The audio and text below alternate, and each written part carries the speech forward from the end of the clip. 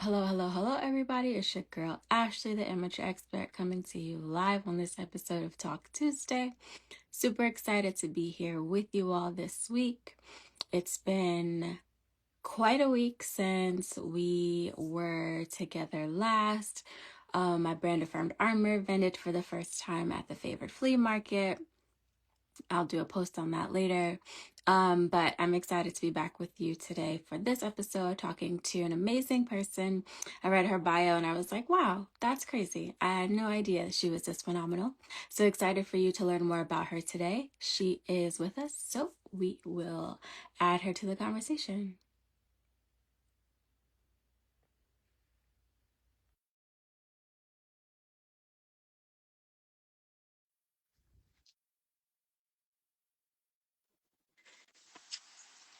Hi, Hello, how are you? I'm good. How are you doing? I am well. Happy Talk Tuesday. Happy Talk Tuesday. Thank you. Thank you. Okay, so I met you at church hmm and you're on the production team, and I just Yep. automatically assume that people who serve on the production team are production people. And you sent over your bio, and I was like, wow.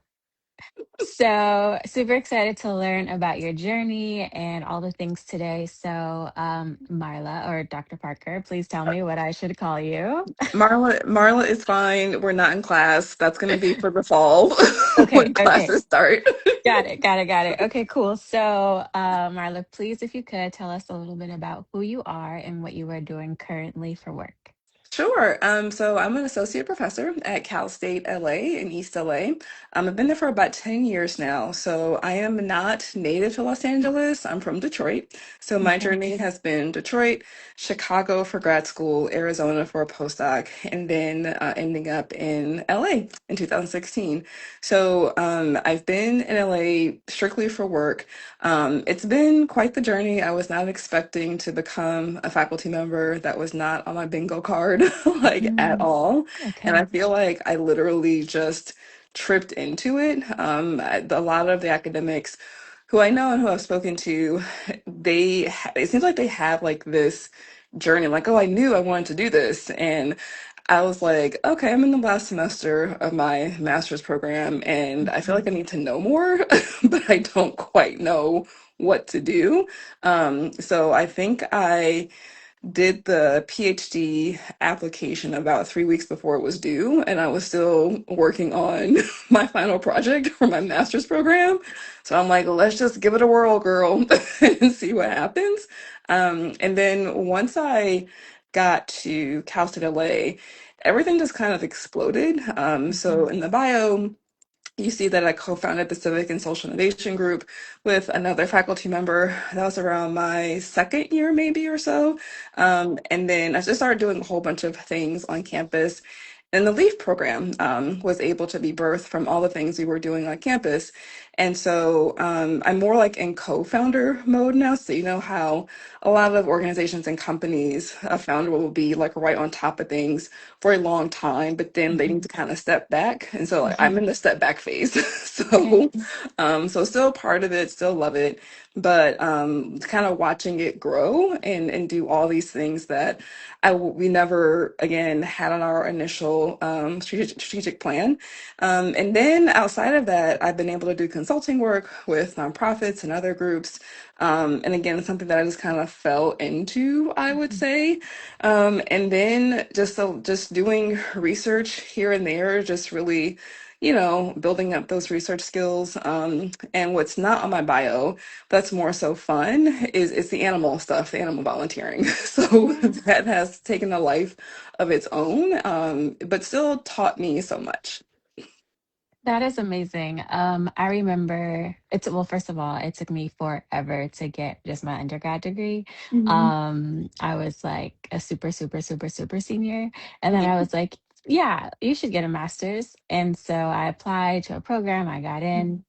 And I remember my professor saying something along the lines of like there was a paper I needed to write, and I just like some like regurgitated some facts back at whatever the question was. He was like, no, actually, I want to know what you think about Yeah, this. yeah. And I was like, I have no thoughts. Mm. And that is when I knew. the higher learning was not for me because I didn't have any. There were no thoughts left. So I admire I admire your educational track record and all the things that you've accomplished thus far. So thank you so much for sharing that with me. Oh, thank you. So when you were a little Hmm. girl, a Yeah. young Marla back in Hmm. Detroit, Hmm. what did you want to be when you grew up, and what was the motivating factor behind that? Ooh, that's a good question. You had me stumped on that one because I had to like reach all the way back. Mm-hmm, And mm-hmm, so I'd like to do a bunch of random things, and mm-hmm. honestly, that has been a theme throughout my life. And it wasn't until I was older when I realized wanting to do all these things that seem disconnected is actually a gift.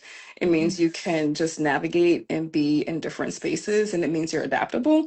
But I'll just kind of rattle off some of the things that came to mind as a little kid. I remember wanting to be a genetic scientist or a genetic engineer. That was one thing I was interested in doing. Okay, hold on. How did you get like how did you know to be interested in genetic Yeah, genetic engineering. engineering? That's very specific. It It's not like is. like a scientist I could Right. understand, right? Mm-hmm. But Mm-hmm. like how did you dive deep into that specifically? Yeah, so I feel like my parents really groomed my sister and I to be nerds, like from the start. And so Okay.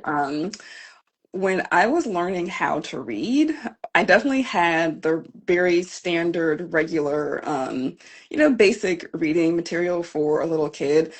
But my dad actually had my sister and I read the Wall Street Journal and Business Week. And so that was like a Sunday ritual for us. And Mm-hmm. so he would have us read it out loud to him. So as he was like shining shoes, he would have us read it out loud, and kind of similar to you in a way where you were like, what is this? We were like, we're just reading words right now, right? Hmm. But he would stop and discuss things. And I remember just my favorite section of Business Week, it was the science and technology section. And so I was more interested in learning about, like the latest tech innovations as opposed to like mergers and acquisitions, right? That was kind of boring, right? I Hmm. wanted Hmm. to learn Yeah. what was on the big, bright horizon. And I think I just, or I feel like I remember just reading something about genetic science when I was a little kid. And I'm like, oh, that sounds really interesting. It has to do Hmm. with the human body. So that was one thing. And then, like me, when I say random, I mean random. So Okay. the other thing that I really wanted to do, I would watch, in addition to watching Saturday morning cartoons, I would also watch the Travel Channel a lot. Okay. Okay. And I would also watch, it was a show on VH1, and I think it was like fashion TV or something like that. But this woman would go behind the scenes to these highfalutin fashion shows like Paris Fashion Week, all this stuff. And she would talk to the designers and talk to the models. And I wanted to do that too. Hmm. So I want to do that, but I also want to host travel shows. So I think that's where my like production, kind of Yeah. motivation has stayed with me. Yeah. Um, so yeah, those are the kind of things I wanted to do. So again, very random. No, I love that. And that's literally why I started this podcast Mhm. because I was bartending at a hotel and we used to get a lot of just like transient guests. And there was a gentleman there and he was saying that he was a rocket scientist. And I was like, people are like that's a real thing. Like people don't Mhm. just say it. And so no, I appreciate you sharing that because it's like one of those things that when you read things or you talk to people, things get unlocked in people's brains. So this is amazing. Thank you. Sure. Okay, so how would you have defined or what did you feel like Mhm. success was when you were sort of in that same I'm reading the Wall Street Journal, I'm like Mhm. thinking about what I want to be when I grow up, like what was your Mhm. marker of success? It was very, I think, standard transactional, right? Get the degree, right? Get the Mhm. job, get the money, get the raise, Mhm. make the big moves, climb the ladder, get people's eyes on you, right? Okay. Work hard, complete the assignments, get the A, right? Like Mhm. get the kudos from the boss, right? That was what it was then. It's very different now. Okay. But that's what it was then for sure. And so I think that's what motivated me. But I felt like even at that younger age, at a younger age, even as a teenager and into my 20s, I didn't have language for it, Mhm. but I definitely felt like there has to be more than this, right? Like, yes, I'm doing all of these external things, I'm checking off the boxes, but I feel like I should be feeling something, right? I feel Mhm. like I should be having this grander aha and like grander just personal intrinsic fulfillment. Mhm. But I didn't really have that aha moment until I was maybe in my mid 20s or so, especially when it came to how does that translate into your 9 to 5, right? So as church people, like Mhm. we understand that like we're here for a higher purpose, Yeah. but sometimes it can be difficult to make that bridge with your day-to-day like 9 to 5 work, and it can be difficult to make that connection with your career goals and your career Mhm. plans, right? Um, but now, as I'm older, I feel like I have been able to more successfully make the switch and focus less on the rat race or the hamster wheel, aspect of success, and really lean into, is this my purpose, right? And also for me, when I started teaching, I think that really changed my perspective on success. Like I got to a point where I'm like, you know what? Yes, they understand concepts. My students understand the concepts, right? They're excited to talk and discuss things in class, right? Because one of the courses I taught was political science, like an intro Okay. one. And so I had students who had no interest in political science, students who One were of those gen interested. eds. Yeah, yeah, exactly. That's it. That's what it was. And Mhm. so my marker of success was, okay, if I can get them to just read the newspaper, I'm good. Right? Like Mhm. I'm good. I'm great. So yeah, that's how my definition of success has kind of evolved over time. Oh, that's great. Mhm. Okay, so from genetic engineering Mhm. to um adjunct, no, not adjunct professor, associate professor. Mhm. Yep. Yep. What was that span, right? So I know you said that the PhD was just sort of like, sure, maybe let's see what happens. Mhm. Mhm. But how did you focus in on maybe your focus area, or your area of study, maybe just some like maybe the high level journey of that? Yeah, sure. So technically my graduate degree is my master's and my PhD are in public administration. And Okay. basically that is really looking at the business of government or the business of public organizations. So when people ask like, what is public administration? I got that question a lot. I would always say the simplest way I can define it is like, it's like getting your MBA, but for the public sector. Hmm. And so for me, I had a lot of experience working in the private sector. So I started working corporate jobs when I was 16. And then that was definitely a pathway for me. And so I wasn't really happy with the corporate stuff, but I appreciated what you learned in corporate, right? And my dad worked for the state of Michigan for a long time. So he was a public servant. Someone just pointed out the public administration program at the University of Illinois Chicago. And so when I looked into it, I'm like, huh, okay, a lot of these same principles are very much private sector related. So, but it has a higher purpose, right, technically. And so that was a fulfillment part that I had been missing all that time. And so I'm like, okay, you know what? I have the private sector experience. I know there's like a bridge over here, so let me go for it. And then once I started pursuing my PhD, I was actually able to kind of circle back around to the science and tech stuff because that was my policy area, because every public administration person has some kind of policy specialty that they focus on. So I focused a lot on science and tech, innovation, scientific entrepreneurship. And so that's how I was able to kind of bring that dimension back into the fray. And kind of once you're, at least for me, like once I started down that PhD path, it was like I was locked in, right? And I was like, okay, this is what it's going to be. I did kind of toy around a little bit between, do I want to go into industry or do I want to go into academics with my PhD? But at least from my experience, because of the rigor of the training and just like how entrenched and embedded you become in academia, it's like, yeah, this is what you're gonna do, right? But luckily, I think because I've had that private sector experience, um, I've always kind of had an orientation to still do stuff outside of academia, which I've been able to do. Mhm. Did you, um, like while you were pursuing your PhD, did you think like the end goal was, I'm going to be a professor? Mhm. Because you said that also wasn't something you were really. Yeah, yeah, no, that's a great question. I definitely had the existential crisis, I think, that PhD students can sometimes have, Okay. where you're like, okay, do I really want to teach? Do I want to teach? Or do I want to just use my talents elsewhere? And it was so having that private sector experience was kind of like a double-edged sword Mhm. because I knew what the other side looked like, right? And so part of me still want to have some of that, like the non-academic,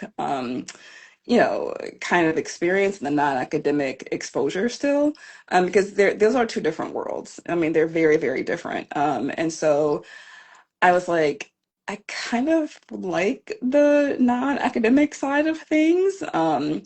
And so I definitely had to have talks with myself and talks with my advisors and my professors just to kind of figure things out. But yeah, I mean, I've done enough. I'm at a point now where it's like, yeah, I've done both. Right. And I feel like I'm in a better position to do both now. Thank you for sharing that. Mhm. Okay, and I think you sort of answered this already, but what is your current definition of success? Oh, yeah. I feel like it changes every day. Mm-hmm. I would Honestly, agree. I am the honestly, same. um, like some days it's like, can I just get through my to-do list? Like that's success for me for Yeah, today, yeah. right? Can I just, fire off these memos and emails, right? And then just like that's all the brain power I have. And then other days I do just let my mind and my heart get to that deeper question of, am I really doing what I've been put on earth here to do, right? Like what is all of this about? Let's take aside the promotions and the titles and exposure and things like that, and really ask, is this what I'm supposed to be doing, right? And so like I feel like that is definitely important to me. But as humans, I succumb to this too. We can definitely, I think, fall victim to these more transactional, and kind of surfacey ideas of success. So Yeah. even though there's like that little tiny part of me that's like, I want to just live my purpose, right? The other part of me is like, can I get some more checks, please? So it's a Okay. battle between the both. But one thing that I have developed is really a grounding that says not all money is good money, That is right? the truth. Yeah, and so I have been comfortable with walking away from things that would have been like, oh, well, this is more money for you. Yeah, but it would have been a stress and a strain on me. And as I've gotten older, success also includes my well-being, right? Because, as a woman of a certain age, right, you get up in the morning, things hurt, right? Like you want to be able to move around freely, right? And when your body is not well, when your mind is not well, it really impedes your ability to do all these other things, right? So for me, I part of my success is also, making sure that I have enough margin in my life so that I can practice well-being and so that I can be well, and that I actually have the space and time to recover, and I have the space and time to be creative. I think that's very well said. And I retweet. Yes, same. Same, same, same. I think it's always so interesting the journey that we have with success from our younger days to as we like get more accolades in our career, and then it's just like, girl, I just want peace, like, to be Yes, honest. yes, And so yes. yeah, I always enjoy hearing the process Hmm. of what and how success changes for others. Hmm. Okay, so I am not only the host of this podcast, Yeah. I am also the founder of Affirmed Armor, which is a Yay. brand that I founded to remind you of a truth that you've forgotten about yourself. And we have affirmations on wearables, just to like encourage and empower yourself and others. And so I Mhm. wonder, along your journey, Mhm. what were some of the things that you used or said to yourself to keep Yeah. yourself going? Oh boy, that is a great question. So I'll start with one that I have. Like, so I have like these little affirmations on my desk. You can't see it. But one of them is I can do hard things. Hmm. That is one for sure. And along with that is one of our favorite Bible verses, right? Philippians, where it says I can do all things through Christ who strengthens me, right? And then this too shall pass. I know that sounds very cliche, but that has definitely gotten me through, right? And then I remember during my PhD time, I was kind of coming to that tail end of writing the dissertation where things get like really tense, like you're in Hmm. the abyss of writing. And I remember literally having to say, all I have to do right now is sleep. That's all I gotta do. Right? That's all I have to do, right? All I have to do right now is just eat something. That's it. Nothing else, right? So literally taking that maxim, you take things like one bit at a time, like that has definitely been so helpful for me, and it's saved me. So that I'm not looking at the entire journey and getting overwhelmed, but I'm just looking at it things like bit by bit by bit by bit. And then definitely what I mentioned earlier is that not all money is good money, right? So for me, it's really about checking yourself, right? And saying, okay, sure, I can have exposure, I can have more assets, but do I have peace? Right. So that's another one, like peace above all else. Right. So I can go on with more, but those are things that I would say have definitely kept me grounded for sure. That's awesome. Thank you for sharing that. Yeah, I think I'm not sure who said it or what proverb, what continent it belongs to, but it's Hmm. like, how do you eat an elephant? And it's like one bite at Yeah. a time. Yes, And exactly. so I love that you shared that. Mhm. What's something that you have learned or you're still in the process of learning that you wish you have learned earlier in your career or So life? yeah, I've gotten better at this, so that's why I say I'm still learning. But I tell my students this as well too, because gosh, like I'm like I just want to take you and shake you sometimes because like I can see me, and if somebody had told me these things, I wouldn't have to kind of unlearn a lot of things, right? So I would say prioritizing your well-being. That is so incredibly critical. It's not something frou-frou or soft, right? Or um optional. It's not Yeah. optional. Like it is absolutely necessary. And that is just as important as your exams. It's just as important as getting your work done, getting your tasks done. You really have to prioritize your well-being. And so like I give my students sometimes, even though I'm doing consulting work, this analogy of how we are so primed to like charge our devices, so it's like whenever we see that 20% or like that red, like on our laptops or on our phone, we will move heaven and earth to get that charger, Yes. right? Buy one if you have to. Right. We will buy one, we will tear a house apart, right? We can be on the phone in the middle of something and say, hey, hold on, I have to get my charger, right? Like I have to charge up. But we don't do that with ourselves, Yeah. right? So I say to people, treat yourself at least as well as you would treat your machines, right? So if you are super attentive to making sure that you can get out of that red zone with your laptop and your cell phone, if you will stop things to make sure that that happens, do it for yourself, right? So I think that kind of attitude and disposition has been really helpful for me for sure. That's something I'm also in the process of learning. Hmm. I Hmm. think when I graduated from high school and like started getting jobs and things, like the mentality was like sleep when you die and like that Yeah. grind mentality and like Hmm. don't stop.